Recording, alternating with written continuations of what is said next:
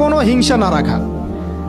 আমাদের সবার এখন মনের মধ্যে যে হিংসা দিয়ে ভর্তি, হিংসাগুলোকে ছেড়ে দেন, মন বড় করে ফেলেন, আল্লাহর জন্য ছেড়ে দেন, হিংসা ত্যাগ করেন, গীবত করা বন্ধ করে দেন, অপবাদ দেয়া তো একেবারেই নিষেধ, পরশ্রী কাতরতা ছেড়ে দেন, মনটাকে একদম খালেস করে রাখেন।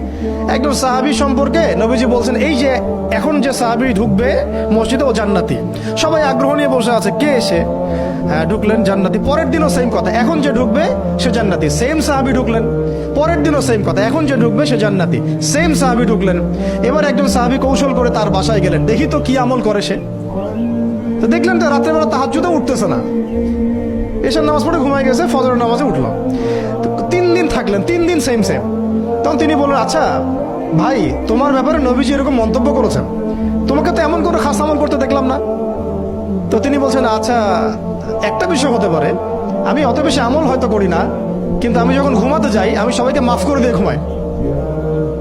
মন ফ্রেশ, মনটা থেকে সব বের করে দেওয়া, এটা তাসকিয়া, এটা ইলমের সাথে সম্পৃক্ত। আল্লাহ পাক আমাদের সবাইকে এই বিষয়গুলো বোঝার তৌফিক দান করেন, আমিন।